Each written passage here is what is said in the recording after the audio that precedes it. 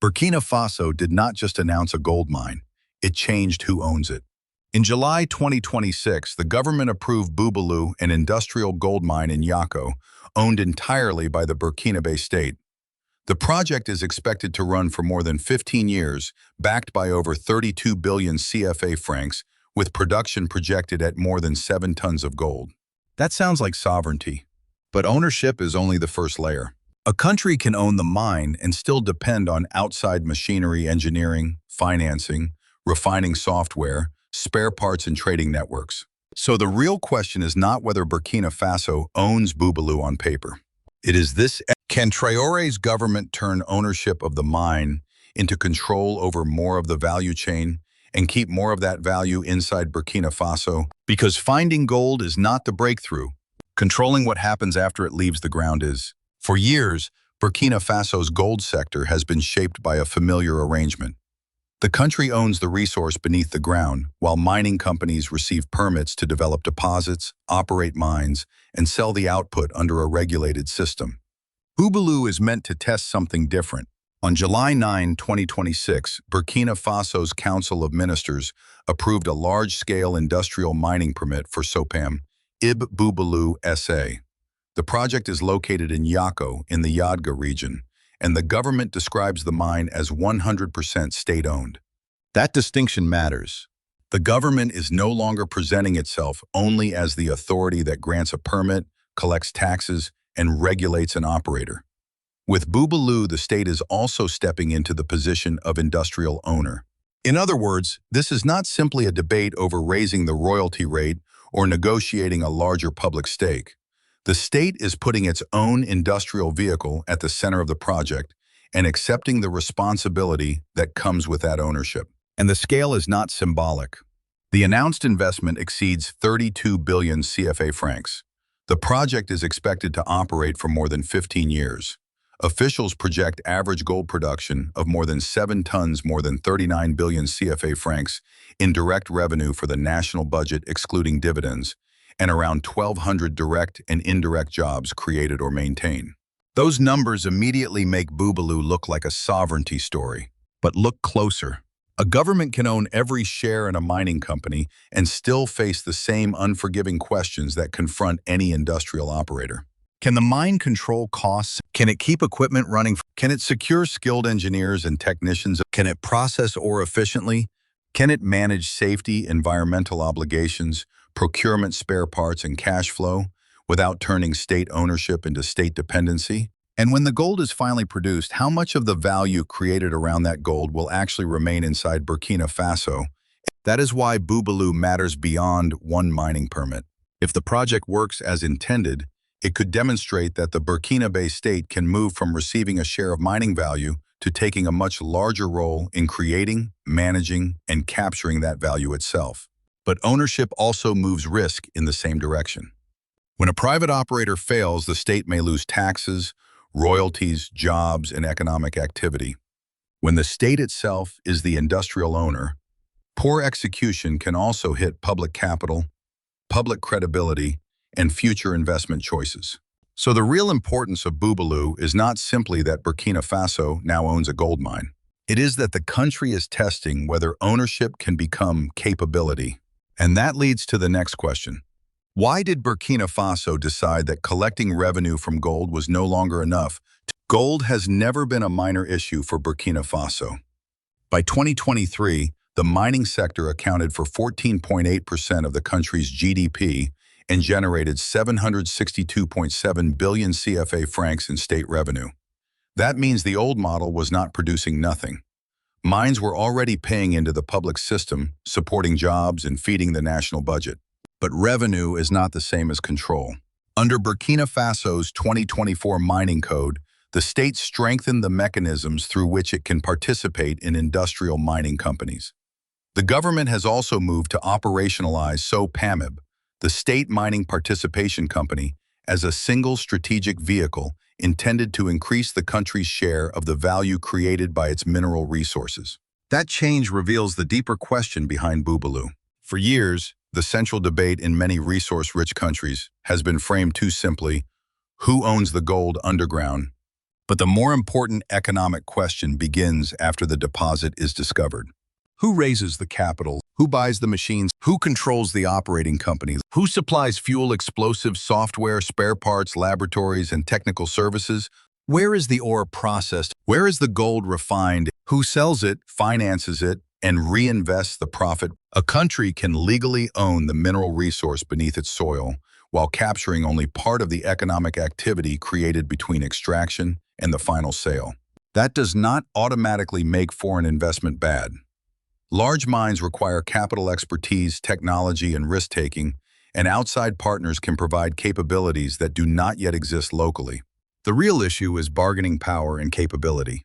How much of the value chain can Burkina Faso realistically control without weakening production? How much can local companies supply? How many Burkinabe engineers and technicians can move into higher value roles? And how much of the profit can be recycled into new mines, infrastructure, training, and domestic industry? The government has already signaled that it wants a larger role. The 2024 mining reforms increase the state's room to participate in mining companies, while SOPAMIB has become central to a broader strategy of taking control of strategic assets.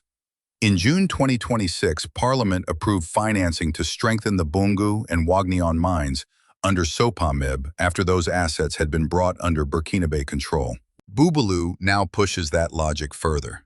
Instead of entering an existing mine after someone else built the structure, Burkina Faso is trying to begin with state ownership at the center.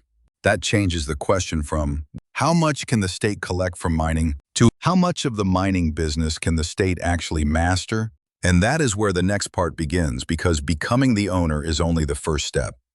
Becoming a capable operator is much harder. If Bubaloo represents a break with the old model, the biggest change is not simply who signs the mining permit. It is who carries the upside and who carries the risk. Under a conventional concession structure, the state can collect taxes, royalties, fees, and dividends from its participation, while the operating company is responsible for raising capital, running the mine, managing contractors, and absorbing much of the commercial risk. A state-owned mining company changes that balance. Now the public sector is not only standing outside the mine collecting revenue, it is stepping inside the business. That creates a larger potential reward. If the mine performs well, the state can capture value not only through taxation, but also through ownership returns, retained earnings, and strategic control over how profits are reinvested. But it also creates a larger responsibility. Mining is capital-intensive. Equipment breaks, ore grades change, fuel prices move, contractors miss deadlines. Spare parts can take weeks to arrive. A mine can produce gold and still destroy value if costs rise faster than revenue. That is the part of sovereignty that rarely fits on a political poster. Ownership does not remove risk. It moves more of the risk onto the owner. Burkina Faso has already been building the institutional structure for that shift. In 2024, the government moved to make SOPAMIB operational, expanding its mission to include taking stakes in mining companies and developing national mining projects. In 2025, the state transferred the former Wagnion Boungou and related mining assets it had acquired to SOPAMIB.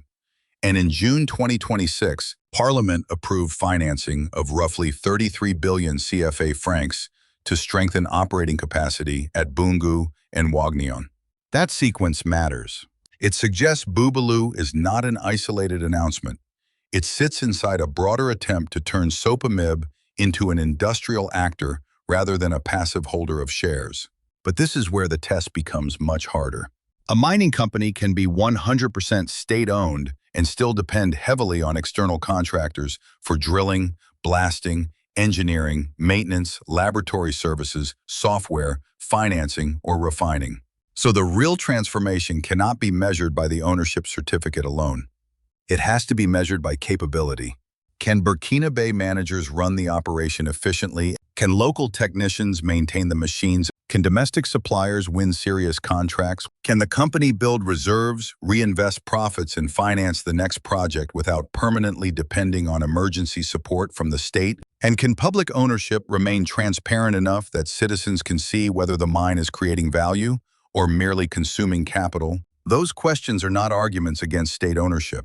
They are the standards that make state ownership meaningful. Because if Bubaloo succeeds, Burkina Faso will not simply collect more from a gold mine. It will have demonstrated something much more difficult, that the state can own an industrial asset, operate it competitively, and use the returns to build the next layer of national capability. But before any of that can happen, there is a more basic question. Who actually builds, powers, repairs, and keeps a modern gold mine running every single day? A modern gold mine does not run on ownership certificates. It runs on systems. Before a single ounce of gold reaches a vault, an enormous chain of machines, people fuel, software, spare parts, and technical decisions has to work together every day. First comes extraction.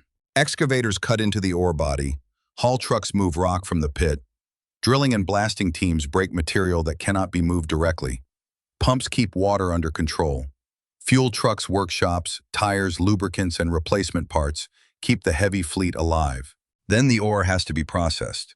Crushers reduce the rock, mills grind it finer, laboratories test grades, processing plants separate valuable material from waste. Engineers monitor recovery rates, energy use, chemical consumption, and equipment performance. And none of that works for long without maintenance. A mine can own a $100 million machine and still lose production because one critical component is unavailable. Electricity is another dependency. So are communications, security systems, procurement, transport, and the supply of consumables. A mine is not one machine. It is a network of systems, and one weak link can slow the entire operation. That is why the real question around Bubaloo is not simply whether Burkina Faso owns the company. It is how much of this operating system Burkina Faso can gradually learn to control. Who services the haul trucks? Who calibrates the laboratory equipment? Who writes and maintains the software? Who supplies the pumps, bearings, sensors, electrical systems, and replacement parts? Who trains the technicians who will be there 5 years from now? These questions matter because every imported service or component represents more than a purchase. It represents a capability that may still sit outside the country. That is not a reason to avoid foreign expertise. Trying to replace every supplier immediately would be unrealistic and could damage the mine before local capacity is ready. The smarter test is whether outside capability becomes a bridge toward domestic capability. Can contracts require training? Can foreign suppliers work with local firms? Can maintenance knowledge be transferred? Can Burkinabe technicians move from basic repairs into diagnostics planning and engineering? Can local workshops begin producing simple components before attempting more complex ones? That is how industrial capability usually grows, not in one jump, but step by step. Repair, maintain, assemble, manufacture, design. And mining gives Burkina Faso a powerful place to test that ladder because the industry continuously demands mechanical, electrical, chemical, geological, and logistical skills. If Bubaloo becomes only a state-owned mine that buys almost every critical capability from outside ownership, will still matter. But the transformation will be limited. If it becomes a training ground for Burkinabe engineers, technicians, suppliers, laboratories, and maintenance companies, then the mine could create value far beyond the gold it produces. That is the deeper opportunity. The mine can either remain an isolated industrial island or become a platform that helps build an entire ecosystem around it. And that brings us to the most seductive number in this project. More than 7 tons of gold. It sounds enormous, but 7 tons only matters if we understand where the value goes after the ore leaves the ground. 7 tons of gold is the number that can dominate a headline. It sounds like the answer before the mine has even started operating. But tons alone do not tell us what Burkina Faso will actually keep. The government says Bubaloo is expected to produce more than 7 tons of gold on average and generate more than 39 billion CFA francs in direct revenue for the national budget, excluding dividends. Those are projections, not results. And the gap between the two matters, because the value of gold is created and divided through several stages. First, the ore has to be extracted. That requires equipment, fuel workers, blasting, transport, and maintenance. Then it has to be processed. Rock must be crushed, milled, tested, and treated until a saleable gold product can be recovered. After that comes refining, logistics, security, insurance marketing, and the financial system that turns metal into usable revenue.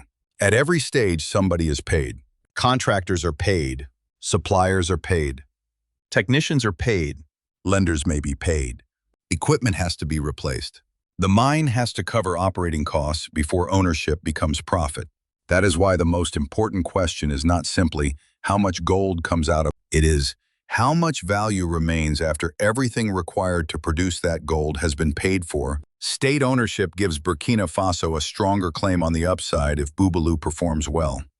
Taxes and other public revenues can still flow to the budget, while dividends and retained earnings may create an additional channel of value because the owner is the state itself. But that upside depends on execution. A mine that produces a large quantity of gold at an unsustainably high cost is not the same achievement as a mine that produces efficiently, builds reserves, pays its obligations, reinvests, and generates durable public returns. And there is another layer. Where does the gold go after initial processing? How much refining can eventually happen inside Burkina Faso? How much transport security, laboratory work, equipment, maintenance, and procurement can be supplied by Burkinabe firms? The more of those activities that take place locally, the more mining becomes an industrial ecosystem rather than an isolated extraction site. This is where the 7-ton figure becomes useful, not as proof that the strategy has already succeeded, but as a benchmark against which future performance can be measured. Production, operating cost, revenue reaching the state, dividends, local procurement, jobs, skills, reinvestment. Those numbers will tell us far more than the ownership certificate alone. And this is also where I want your view. If Burkina Faso owns the mine, what should come first? More jobs, more public revenue, local refining, or reinvestment into the next mine? Choose one in the comments and explain why. Because the deeper self-reliance test is not whether Burkina Faso can pull gold from the ground. It is how many layers of value it can learn to keep before that gold leaves the country. Owning the mine is one level of sovereignty. Owning the capabilities around the mine is another. And that distinction may determine whether Bubaloo becomes simply a state-owned extraction project or part of something much larger. The first step is straightforward: own the resource. The second is harder: own the company that develops it. Then comes the industrial ladder: operate the mine, maintain the equipment, process the ore, refine the gold, build local suppliers, train engineers and technicians, and eventually finance and expand the system with more of the value generated inside the country. Burkina Faso has already begun moving in that direction beyond Bubaloo. The government created Marena Raffinor BF as a mixed economy gold refining company with the stated objective of processing, refining, transforming, and selling gold locally. And under implementing rules for the 2024 mining code, holders of industrial gold mining permits are required to transform all or part of their production inside Burkina Faso.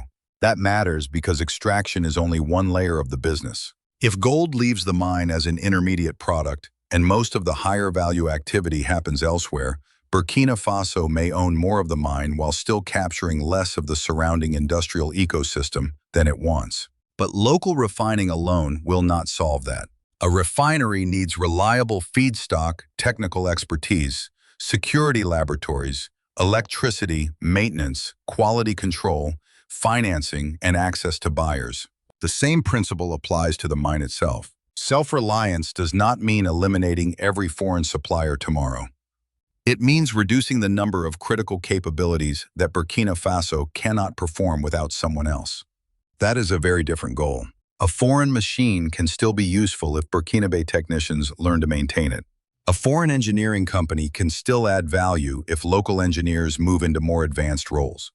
Imported equipment can still support sovereignty if procurement gradually creates local workshops, suppliers, and technical knowledge around it. The question is whether dependency stays permanent or becomes a bridge. That gives us a much better way to judge Bubaloo. Do not ask only who owns the shares, ask who operates the mine, who repairs the machines, who processes the ore, who refines the gold, who provides the technical services, who finances the next expansion, and who keeps the knowledge after outside contractors leave. Because the deepest form of resource sovereignty is not simply having your name on the asset. It is having the capability to keep that asset productive. Burkina Faso has already moved further toward direct control of mining assets through SOPAMIB, including the transfer of Bongo and Wagnion into the state mining structure and new financing approved in 2026 to strengthen their operating capacity. Bubaloo now gives that strategy a new test. Not just can Burkina Faso own more gold, but can it build the industrial system required to keep more of gold's value at home? A gold mine can look successful from the air. Trucks are moving, ore is being processed, production numbers are rising, revenue is entering government accounts. But none of that automatically tells an ordinary Burkinabe that the strategy is working. For Bubaloo to become more than a sovereignty symbol, some of its value eventually has to become visible beyond the mine gate. The first place is employment. Officials project that the project will create or maintain around 1,200 direct and indirect jobs, but the quality of those jobs will matter as much as the number. How many are temporary? How many are technical? How many lead to qualifications that workers can use in other industries? And how many management, engineering, laboratory maintenance, and procurement positions are gradually filled by Burkinabe workers? The second place is local business. A mine buys constantly. Transport, food, protective equipment, construction, repairs, fuel, electrical work, mechanical services, security, accommodation, spare parts. If local companies can win more of those contracts and grow with the mine, the economic effect spreads far beyond the employees on the payroll. The third place is public revenue. The government projects more than 39 billion CFA francs in direct budget revenue over the project, excluding dividends.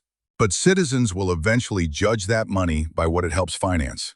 Better roads, reliable electricity, water systems, schools, hospitals, technical training, or new productive investments that can generate the next source of revenue after one mine reaches the end of its life.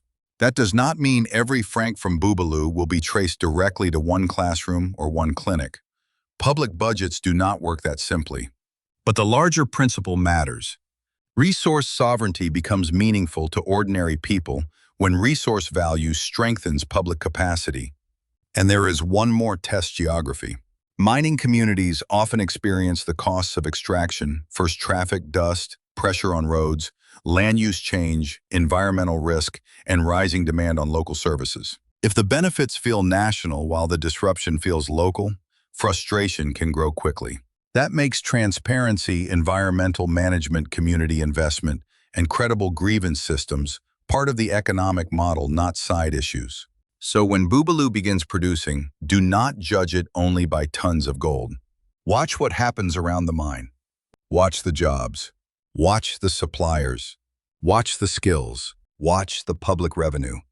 Watch the communities closest to the operation.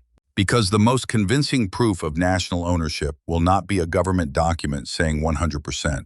It will be whether more Burkinabe people can point to something in their own lives and say, that value stayed here.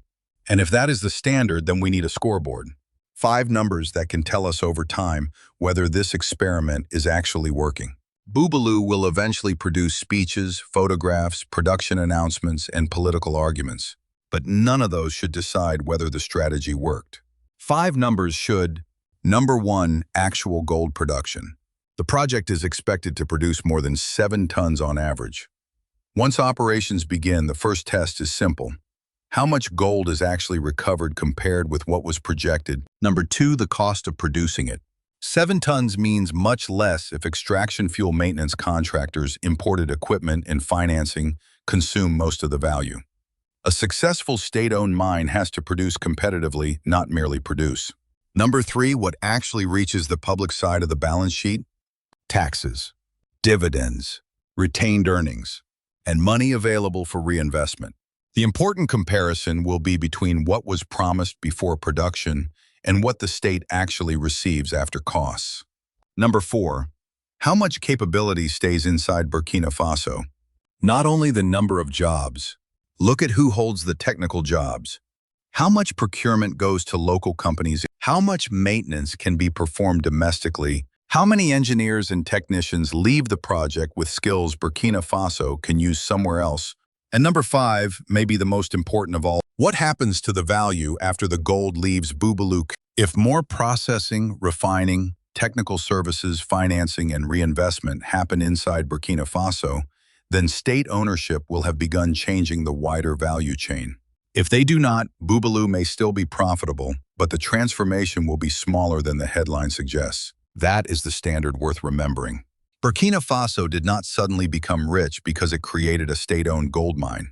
And one ownership decision cannot erase decades of industrial dependence. But Bubaloo does represent a different test. For perhaps the most important part of this story is not the gold beneath the ground.